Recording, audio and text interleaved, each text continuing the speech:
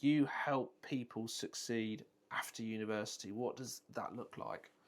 So I work with students whilst they're at university to help build their confidence and kind of get them to a point where they can celebrate themselves. Because if you can't celebrate yourself, you can't sell yourself then to a potential employer, but also give them insights into the world of work. So help them understand what the expectations are of going into the world of work, how to work. And then I also support individuals who are later on in life who may want to change career, who may have been on maternity leave, are coming back to work, who may be thinking about, oh, I want to get a promotion. But it's all about confidence and goal setting and kind of understanding that your career progress is all within what you've got already. It's just helping individuals to tap into that. What would you say over the time of doing this has been the biggest change you've seen in doing what you do?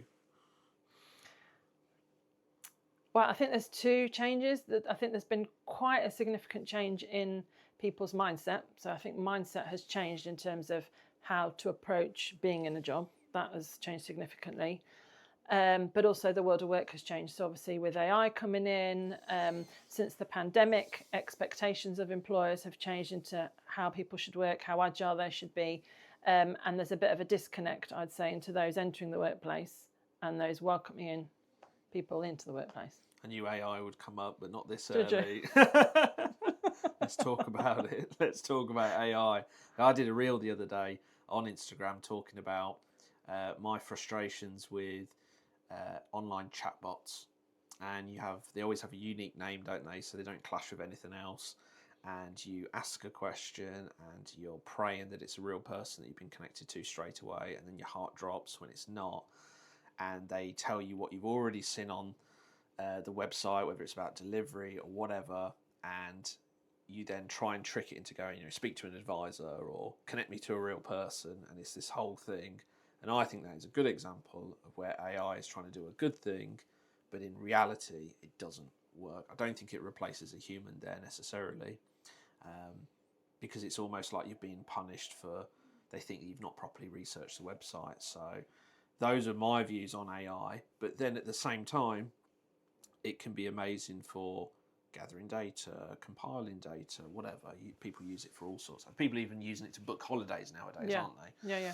So I've got mixed feelings on it. I think it's useful in certain applications, but in the world of recruitment and career, even getting advice on career moves, I've no idea what role it serves there. What do you think?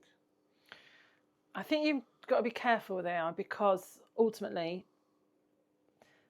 it's not personal, is it? It's not understanding you in terms of, yes, you could type in and say, oh, these are the things I like doing, but it doesn't understand you as a person. Like, do you have empathy? Are you able to adapt to different situations? It's very difficult for AI to be able to tell you that.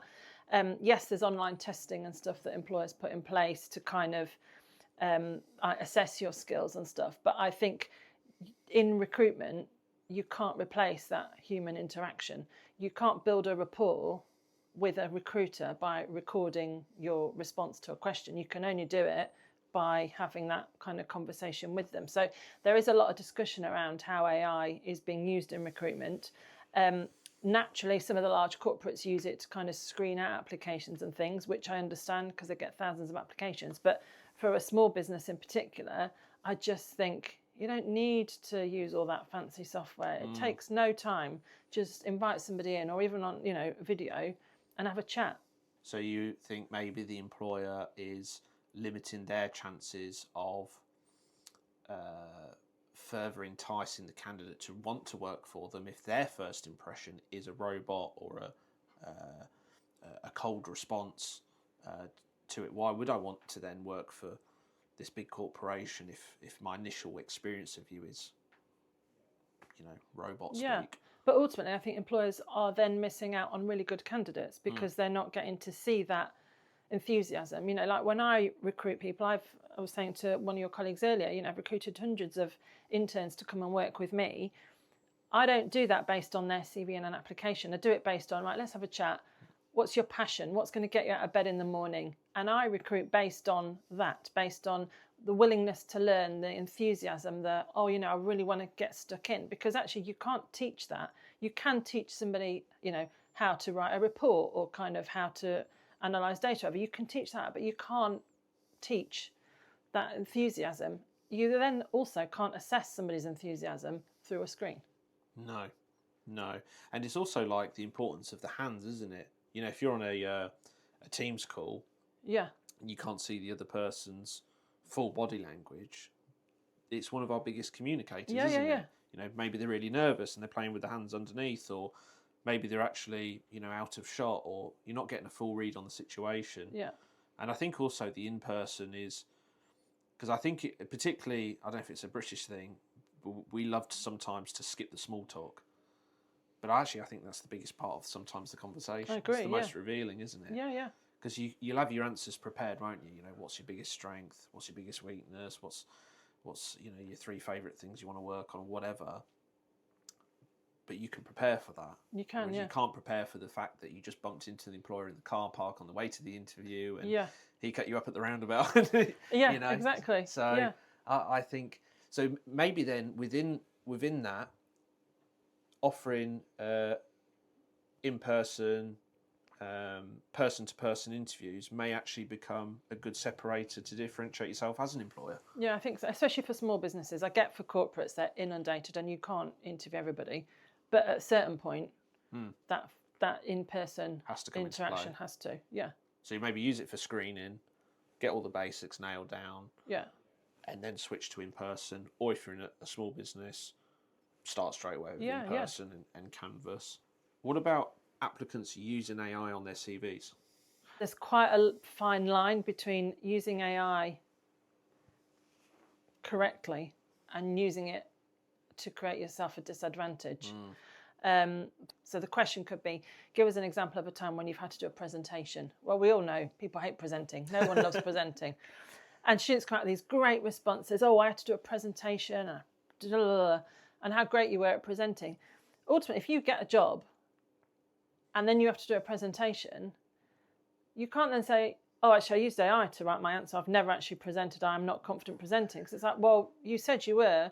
There's a room of 300 people there waiting for you to speak to them. Like, you're doing yourself a disservice. I think the role of AI, particularly in applications, is this is the question. Let me formulate what I think I want to put in, and here are my points. Then you feed that into AI and you say, right, this is the question. This is my answer. Highlight for me any gaps that I've missed out, or highlight for me any points that you think I should strengthen. That's fine, but not write my answer.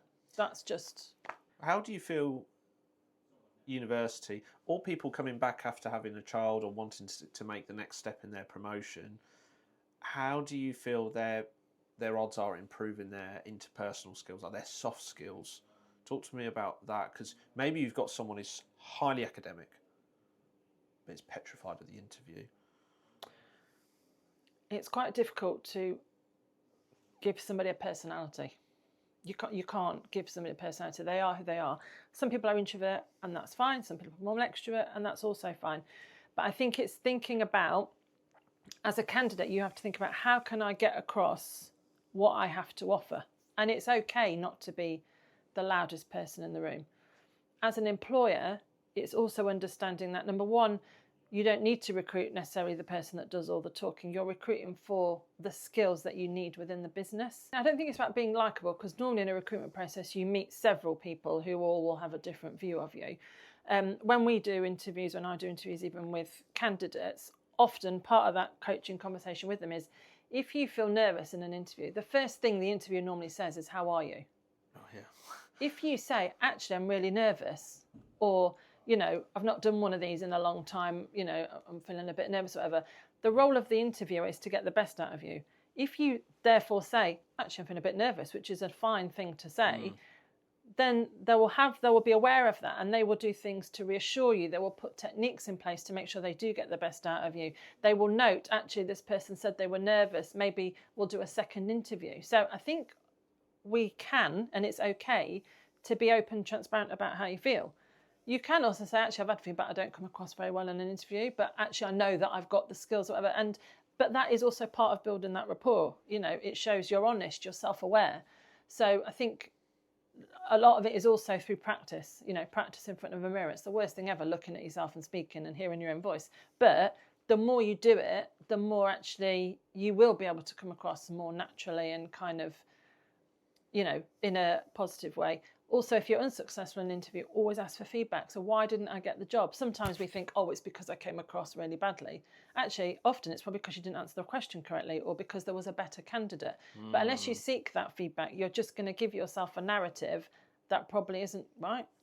To credit there's a vocal coach on Instagram called Vin who advises similar to the mirror technique. He says mirror to do that for your body language and the way you come across, and then also you can start with just put your phone on to record and then just talk. Yeah. And then he says not the same day, but I think it's the next day. He says then listen to it back straight. How monotone are you? Yeah. Maybe you're way more monotone than what you think you Yeah. come across. Do you feel like a lot of questions that interviewers ask are getting outdated? Things like going back to what I said earlier, greatest strength, greatest weakness. Do you think that's aged well, or do they stand the test of time? I think the best interview techniques are mixed. So yes, employers will ask, give me an example of this, and you should always have an answer for what's your motivation for the job and the company, because that's the things that are going to get you out of bed. But we know that employers have moved quite significantly towards strength-based interviews, for example. So, things like, what would you do in this situation, hypothetically speaking? Because a lot of people they're interviewing have never had a job. So they've got no examples necessarily to draw on. So it's actually, how would you deal with this situation? Or questions where it's a complete, not even related to the job. You're on a street in New York. How much should you charge me to clean all the windows? Well, that's a complete curveball question, but it's how you deal with that. So I think, even things like attending a group activity, for example, employers put group exercises in place to see how you perform within a different dynamic, or they might ask you to go along and do a role play. So those are different things that have come up. But I think some of those questions where people have to provide examples will always be useful because you're asking people to reflect on things that they've done. It's almost like a benchmark for how well have you prepared for this interview. Yeah. Because we both know I was probably going to ask that question. Yeah. So it's a sign of almost respect at that point for the interview process. Yeah. But then questions like, how do you empty a Boeing 747 full of Smarties? Yeah. It's a bit playful. It may help reduce the tension in the room, but you also see the creative side. What would your answer be to that?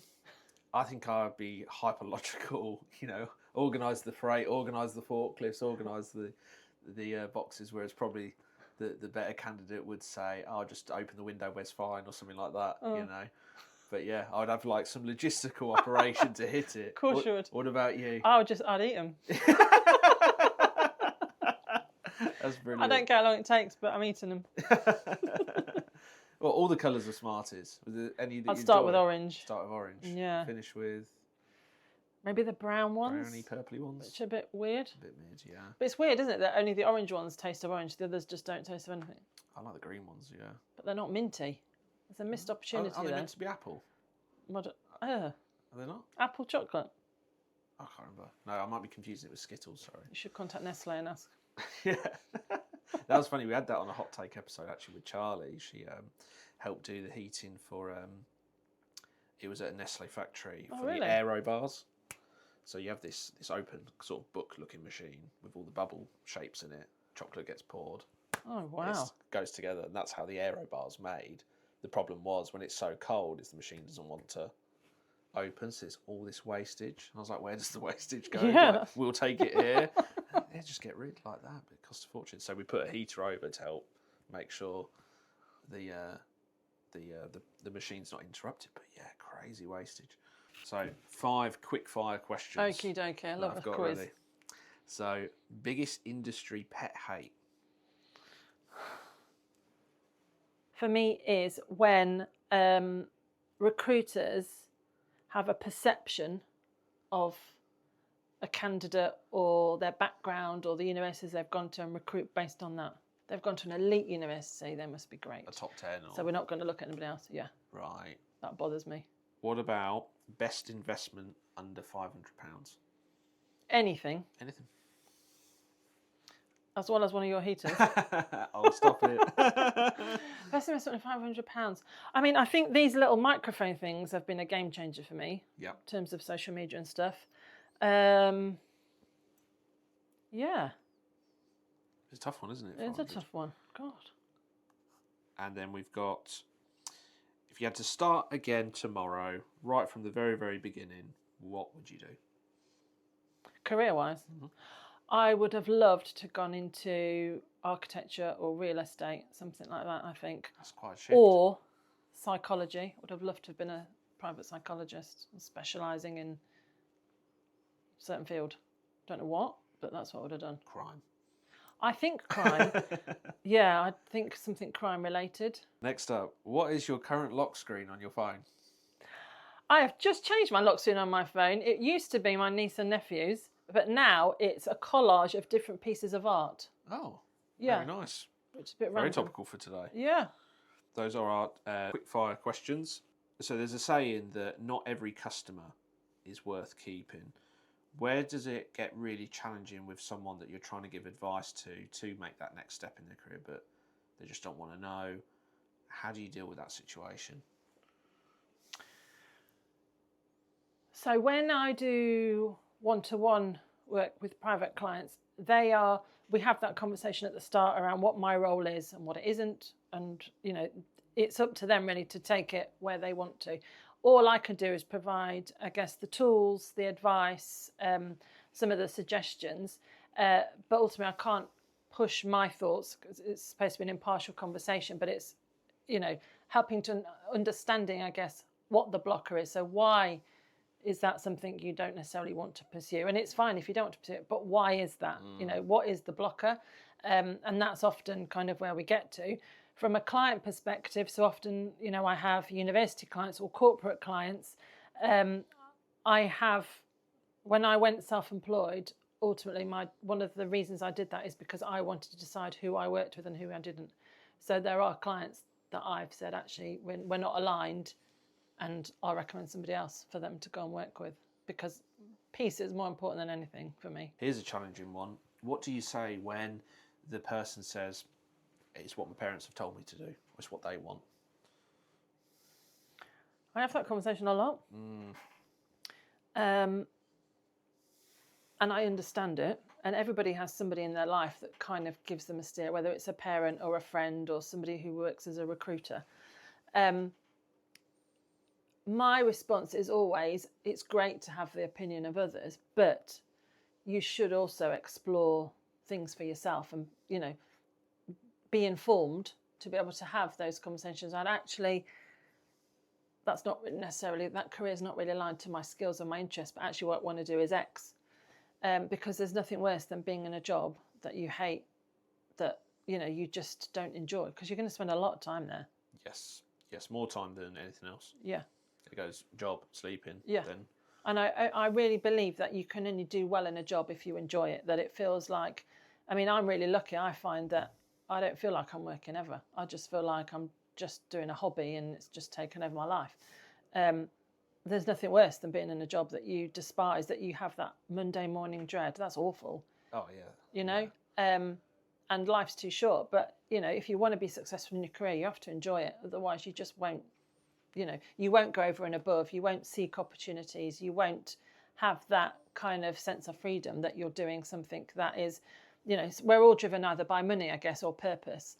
So you need to find what your kind of driver is. And that kind of helps propel your career as well. Where do you draw that line on advising someone that they want to pursue a certain field, but actually, are they willing to put in the work for it? Because it's not always, sometimes they will get the odd Monday morning that they dread. How many Monday mornings of dread is worth it, and how do you advise on that? I think that's a very, very challenging question, but I'd be interested to hear.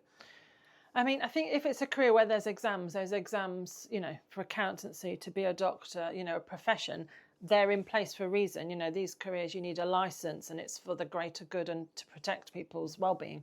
So ultimately, that's a non-negotiable. There's no workaround to get in to be a surgeon and not doing the exams. So often when people come to me and that's the career they want to pursue, they understand that in order to get there, they have to do the exams and everything else. Before they even get to that point, there's entry requirements to get into university to get on some of these courses. So I think often it's about being realistic. If you don't enjoy studying and you don't enjoy doing exams, then is it worth it putting yourself through it to get there when you might not get there after all that time and money spent? Or actually, could you look at something that's related to that but doesn't necessarily have the same level of pressure? So there are things, that you could, that they, in the university space, there are things you can do that are directly linked to the degree that you've done, or there are things that you could do using your degree where your degree will be helpful, but it's not necessarily a requirement. So I think it's important to be realistic. I don't speak to people and say, oh yeah, you could do that, when actually I just think maybe you can't do that because it's not within your skill set necessarily, or within actually, do you really want to do that? So every job comes with a certain amount of hard work. It's just how much are you willing to do for that end result. Yeah. What about people that come to you later on in life? They want to land that next promotion. What challenges do you find come up with that compared to the uni graduates? Often it's about confidence. So it's, we have this tendency, don't we, to compare ourselves to others. So it may be, oh, there's other people in the office that I think are better than me and they'll go for this promotion and they're likely to get it. So often people are investing their time into comparing themselves into the people. Well, you can't control that. You can't control them. You don't know how they're going to interview. All you can do is focus on yourself. So I work with individuals in that regard to help them to be as prepared as they can be for the interview that's coming up. All you can do is, if you've done your best, that's it. And if it's meant to be, you'll get that promotion. If it's not meant to be, you won't. But another opportunity will present itself. What do you wish employers did more of when they're handling, say, an existing core of employees, and some of those want to go for that next step in promotion, as compared to recruiting people fresh out of university? What do you wish they did more of for the stuff they've already got on board? I think when they're recruiting internally for promotions, you'll get individuals that apply. That in itself shows I want to stay within this organisation, I want to progress my career. One person will get that opportunity. The others will get feedback around, this is why you didn't get the opportunity. But there's no, and this is how we can support you to develop in that area. Or actually, because you've shown that you want to stay within the company and progress, actually, why don't we look at other things that you might want to get involved in to help enhance your CV? It's usually driven by that individual. So the individual often has to say, actually, can I get involved in this or can I get involved in that? Sometimes, obviously, it's without any additional pay, but it's thinking about actually how much do you want to develop yourself versus how much are you driven just by the prestige of getting a promotion. Do you think people should be more forthcoming, talking to their employers about, I want to get to that next level, I want to get to that level, etc., or do they prove it first? What advice would you give in that field? Well, any good employer should run like a performance review or a kind of mid-year review, right? And those conversations are supposed to be two-way. It's supposed to be, what do you want to achieve? What does, I always say to people that I'm managing, what does your career trajectory look like? What do you want to do next? Number one, so that I can help them get there by providing them with some of those development opportunities, or to have that open conversation about, okay, well, that's not going to happen in this company because we're very small, but I can support you into moving on. I think any decent employer should be supporting individuals, even if it is to move on to a competitor or another organisation, because why would you want to keep somebody who's miserable? Very true, yeah. And also the splashing over effect onto other members of staff as well, that negative energy. I think it was one article I read long time ago about, it was, I think, one big financial institute in America, and they would strictly, review every year people's performances, numbers that they were pulling through, and actually one of the people sort of below the median line, they realised in the space and in the office, everyone around him was doing fantastic numbers, and they had identified that he was like the glue, the sort of social glue to that part of the office. Yeah. And when they took him out of that, everyone's sort of performance, and it's like, some of the 5 people around you and things like that. And sometimes there's characteristics of someone that you can't necessarily measure or quantify. I find all of that fascinating, but again, equally challenging to get that across both in a CV and in an interview, and exercises of how much value can it bring. And I think it goes back to the very start of our chat about those interpersonal skills. Yeah. How do you make someone else feel? Do you make the interviewer feel good about themselves, that they're making the right decision, and separating yourself from the other people? I find that whole world of psychology absolutely fascinating, because it's how we communicate it is. as a species. It's absolutely fascinating. One thing that we hear a lot of nowadays is the brain drain on the trades as well. Electricians, plumbers, joiners. Where do you think that's going? Because AI is not going to put a new bathroom in your house anytime soon, are they? No. How do you feel about the trade side of things, the hands-on stuff? I think, there's always been such a push. Well, there has been a push for people to go to university, but the whole doing an apprenticeship, it's kind of like, it feels like it's not had the same airtime. So it's almost perceived, I guess, as a second-rate option. Whereas actually, I think if I had my time again, I would go down the apprenticeship route. Interesting. I just think if you're not academically sound, I am not, and you don't like exams, I hate them. You can't retain information, that's me, and you don't like doing coursework, me again. Like, why would you not do an apprenticeship? Like, learning on the job, getting paid as you go, coming out with no debt. I just think it's such a good opportunity. If there was more promotion of some of these opportunities to be an electrician, to be a plumber, whatever, the breadth of opportunities, like running your own business, it's not positioned as you could become a plumber and actually this is what your life or your career could look like, running your own business and being really entrepreneurial. That's like a massive sell,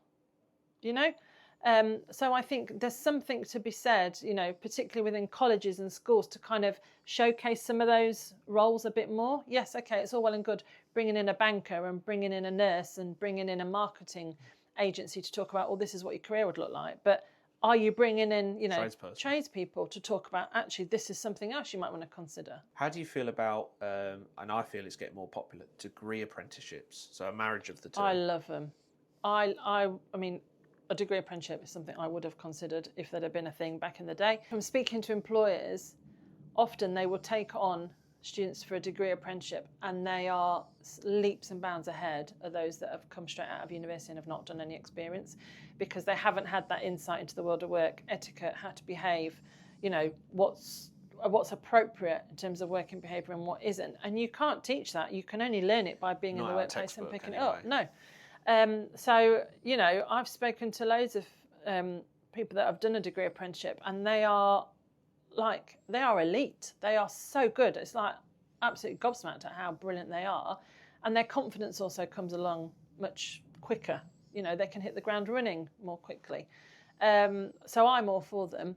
But there is something to be said that if you are more academic and actually you just want to go down the university route, then that's fine as well. I mean, I'm completely impartial, but I do think there is a route for individuals based on their preference, their learning style, the overall outcome.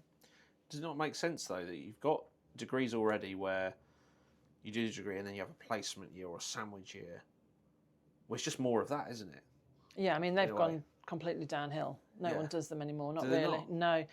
People just want to finish university and get out, and there's a perception of it will give me more debt. And actually, there is something to be said for that, but people who do a placement year are more likely to get a graduate job than those who don't, because again, it's experience. A lot of employers promote degree apprenticeships because for them it's creating a pipeline. So, one of the big banks, for example, they might sponsor students to do a degree apprenticeship and they'll do work experience with them. But that means when they graduate, they've got a graduate job with that employer. So that's another thing, if you're guaranteed work at the end of it. Because like here at Warm for Less, if we're at 9-10 staff, you look at a potential candidate and you go, right, okay, you've got these skills and this experience. But the big burning question at this level of business is how you can integrate with the existing team. Yeah. There's a social dynamic there. Are you going to level up everyone's performance? Are they going to want to work better and harder because you're around, or are you actually going to drag people down? How are you going to fit into the alchemy of the office? So those degrees where you have an amount of work experience and you go, that's a huge green flag, that's brilliant. Well, if you're doing a degree apprenticeship, it's one massive green flag, isn't it? Because it is work-based setting, so you're learning all those those interpersonal skills whilst on the job. Yeah, and you're getting paid. And you're getting paid, yeah. And also there's a commitment between the employer and the employee, right? The employee's not going to want to go, well, and I'm sure some people do, but I'd say it's a minority, want to give up halfway through. You know, no one wants a half-finished degree on their CV. No. So I think the bailout rate has got to be lower than what if it was just a normal application, right? Yeah. What is the average job tenure like nowadays for someone? It's not like it used to be. So you used to go into a career, didn't you, and used to stay there for years and years, where it's now it's kind of like a couple of years and then moving on. So, you know, people are, if you look at people's CVs now, they do have shorter opportunities and kind of more regular, whereas I think our generation, or my generation, it's kind of like you're a stayer. You do a good innings before you move on somewhere else. Yeah, like the RAF is like, or something like that. Yeah. You know, you stay at it for a long time. Don't they say, like, in essence, it actually takes like nearly 6 months for someone to properly bed in and do that? That's such a much longer amount of time than I thought it would be. I know, yeah. Why do you think that is? Well, I think a lot of it is remote working. So when it is, everybody used to be in the office full time, you learn from people around you, you listen to side conversations, you know, you kind of are absorbed in that. If you're working remotely, people are often quite isolated. It's quite difficult to immerse yourself into a company culture, build connections, understands what's going on, put yourself into situations where you can access opportunities. So it's going to be kind of longer before you actually feel like you're part of the organisation. We were talking as well before sitting down about our attitudes towards working from home, hybrid, just in the office, and we've always been office based.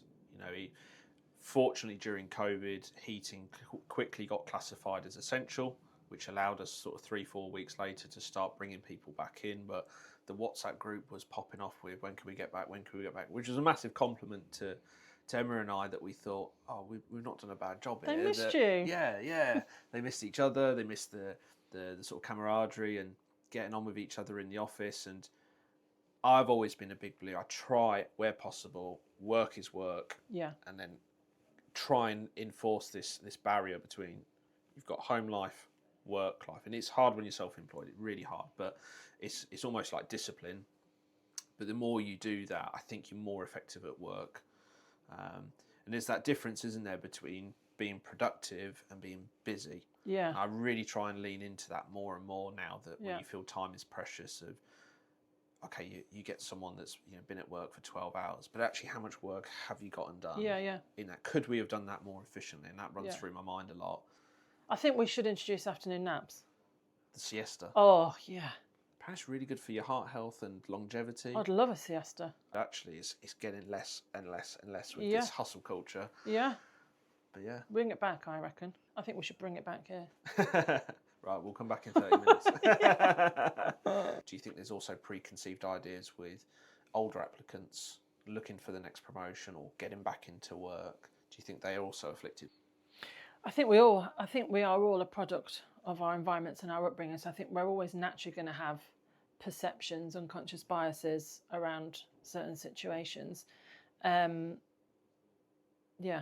But I guess, I mean, this episode is literally called The Hot Take. Surely, is there not an argument that prejudgment is just built upon the information that you know, and actually there is merit to, you know, what uni you went to, what course you chose, where you're at in life? Actually, no, that does form part of the decision. Or should it be on merit in the interview process of how well they deliver on that? But ultimately, if you're in the interview, you're there because of your application and what you've disclosed and kind of your experiences and where you've come from. So when you're in the interview, then the decision should be what comes out of your mouth in the interview, not all the stuff before, because that's already created the picture of you.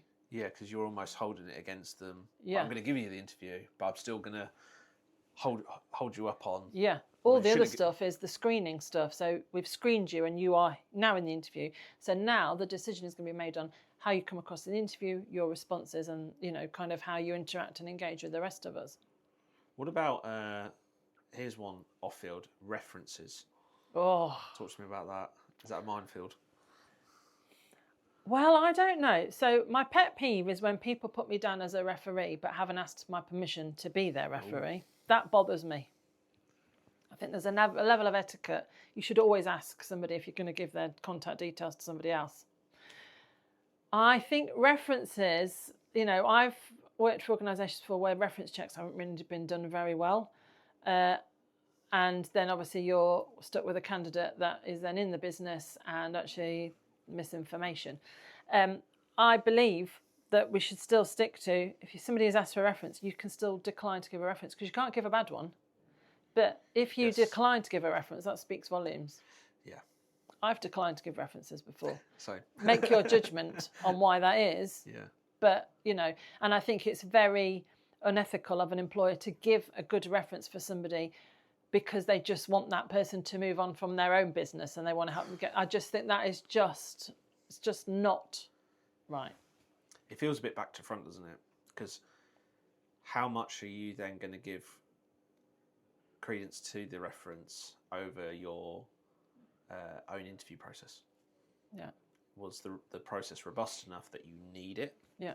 Or should it be treated as a lifeline of, oh my God, I completely missed that one obvious thing? Yeah. But I think a reference shouldn't necessarily be, how did this person perform for teamwork? Were they reliable? Were they punctual? Because the responses to those answers are based on the setup within that organisation. That might not have been conducive to them, and actually they might perform differently. The questions should be, has this person been subject to a performance review? Has there been a disciplinary activity? They're the sorts of questions that really you kind of want to know, because that will inform, or kind of gives you a view of actually. It's hard though, isn't it? Because the previous firm might just be in the mindset of, we just want to move on from this applicant. We're focusing on the next person. We want to move on. We're doing work and billable hours for something that doesn't apply to us anymore. But you need that kind of employer buy-in from everyone, that we all help each other out. But it's hard because you may not rub shoulders with that employer ever But again. that's why probation is so important. Yes. What do you feel is the average tenure for probation nowadays that's being offered? I think it's about 3 months. I do think it should be 6.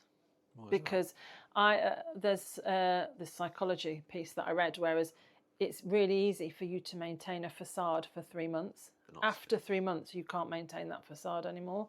So I think if you did it for 6 months, you'd see, and it's not about using those 6 months to catch somebody out. It's making sure that they're flourishing in the work environment. It's addressing any barriers or challenges, that sort of thing. So it should be a 2-way process.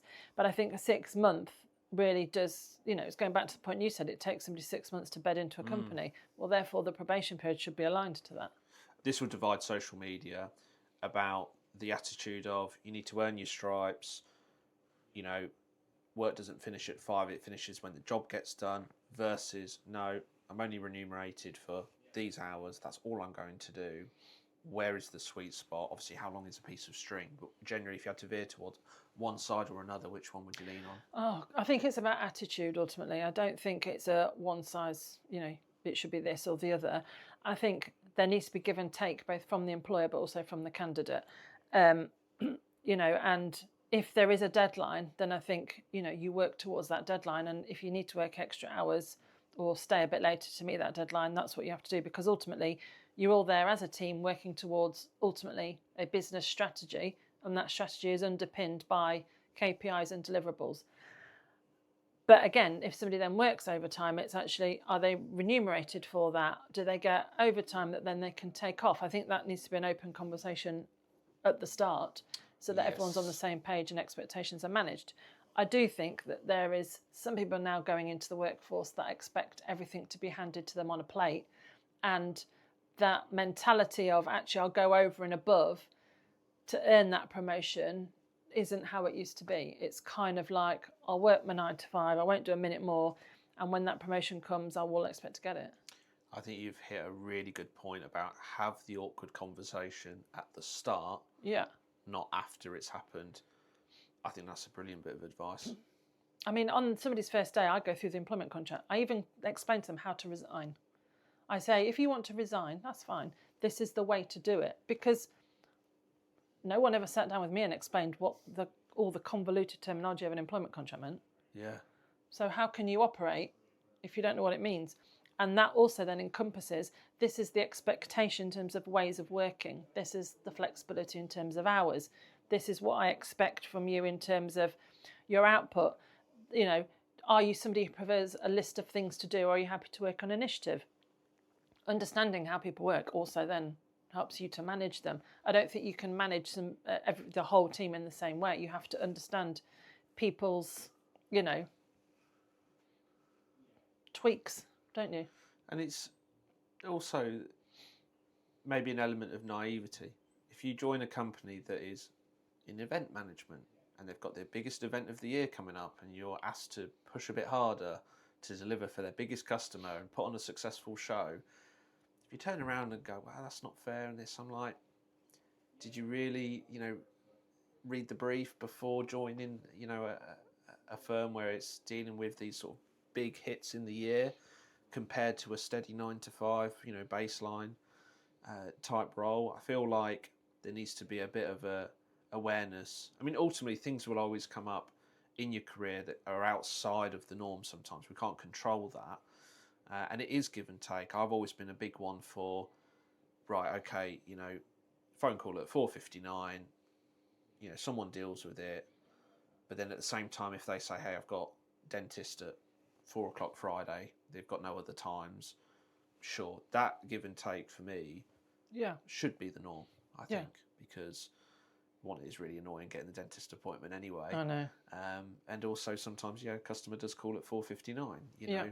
But that whole thing about event stuff, that should be in the contract. So there are times in the year where you will be expected to work late, or, I've worked in an industry whereas it was policy, no one is allowed holiday between the 1st of October and the end of October so then everyone's clear and the expectations are there. Yeah, there's no feels bad. No. So before I accept this position, am I happy that I have to work Christmas? Yeah. Or New Year's or whatever. Well, I guess a good example of that is like police work. If you're going to become a police officer, there's going to be that rota for it. It's not going to be a surprise to anyone, right? Yeah. Don't get into that career if it is. But when it goes into sort of corporate-y world, it's a bit vaguer, isn't it? Yeah. Or expectations with coming into the office. I mean, what happens when you have a firm that has been quite heavily work from home? They've then seen the power of people actually coming into the office again, and that creates a divide. How should a firm handle that situation? I mean, there are some firms that have been in the news, haven't they, where they've said, everybody's been working from home, now we expect everybody to be in the office, and they've had a massive pushback and also loads of resignations. I think some organisations have recruited during a pandemic based on flexible working. You kind of have to honour that. Ultimately, if you're changing then someone's employment contract, there's got to be a bit of expectation that you're going to get pushback, isn't there? I think some people do prefer working from home. Some people do prefer working in the office. But it's not for me to say, and therefore you should come in because I'm in. That's my choice to be in, based on the flexibility the employer's giving us. So it's almost like another interview process, isn't it? Right, this is a big change that's got going on. How do we feel about it? Yeah. But then it's also a difficult one because let's say you go, right, no, you're best suited to working from home. We agree that. And the next person's like, well, that's not fair. I wanted to as well, but I kind of already agree. It's a whole thing, isn't it? It is, but not everybody's job enables them to work from home. Like a teacher can't work from home. You need to be in the classroom. Yes. But somebody who's doing some administrative work, for example, you can work from home. You don't need to be seen. So I think it is subjective to the role, but also it's based on, as an employer, why are you asking people to come back into the place of work? That is what needs to be communicated to them. It's not, well, everybody else is doing it, or I just want to be able to see you all. This is why we're expecting you to come back into the place of work. But you can still afford people a bit of flexibility. It just might look a bit different. Yeah, do it gradually as well is one way to do it as well. It gives people run-off periods as well if they feel long-term it's not for them. Yeah. It's less disruptive to the business. And a company should be okay with, there'll be a portion of people that will exit. That's okay because we'll re-recruit again or that's the cost of it. I don't believe anybody is irreplaceable. I'll start by saying that. But I do think, you should look after the workforce you've got if you want to keep them, because also there's the reputational risk of if they leave, and everyone will have their own opinion as to why they've left. So I think, it's really important to look after the staff that you've got. When I was, previously running my own business, it was very much about, we have flexible working, we have, unlimited holiday, take holiday when you want and as much as you want, but the work needs to get done. It was about being open and transparent. Again, on the first day, I was very much about, well-being is most important. I want an open conversation for, if you are feeling a bit not yourself or something's going on, I'd rather know so that I can support you. And that created a culture where everybody was just open and supportive of each other. Had 100% retention rate. 100%, So, geez. I think people are at work more than they are at home. So it's not about, I hate this whole, we're family, we're not. I don't like that. But, there is a level of, you should look after other people a little bit. Have each other's backs. Yeah. Going back to events, what has been your favourite stadium that you've hosted an event to? I know I'm putting you in a dangerous position here. If anyone... No, you don't need to put me in a dangerous position. No? My answer is always Anfield. They are, number one, the lawn. Every time I go, my dad's like, what do they put on the lawn? Ask them. It's like lights. They have lights and they have people mowing. So as a club, aesthetically pleasing. Obviously, it's where all the magic happens. But the staff also, hospitality is insane. They look after you. And when we're running our events, it feels like they're an extension of our team. So it runs like clockwork. There's a couple of other stadiums we've started working with, but it's too early for me to pass any comment on that. So I will say... Any honourable mentions? Any honourable mentions? Yeah, like really, good stadiums, but not Anfield level.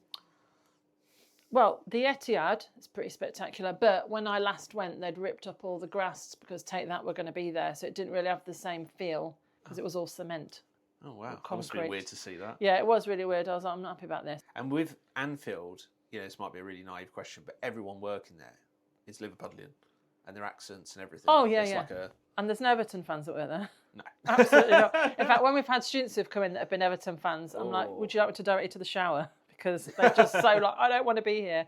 But they'll never see a stadium like it. But yeah, it's really good. It's good to create, opportunities in different environments because you would never go to university and think, I'm going to go to a football club and actually do something, because those opportunities sometimes then lead to them getting a job at the football club, or, we'll get them experience in the marketing team or looking at the social media stuff, How many people would be an average turnout for one of these? 1,000 across 4 days. So we roughly see about 300 students a day. Wow. Yeah. Must be exhausting. But it's super so rewarding. good. Yeah, so good. And I always say to them, what's the worst thing that's going to happen? You might forget your name. Somebody said, I might wet myself. You might do, but there's toilets, we'll clean you up. But it's a safe space. Yeah. Yeah. You've arrived. Now you're here. Relax. Yeah. No one's wet themselves yet. Yeah. There's time.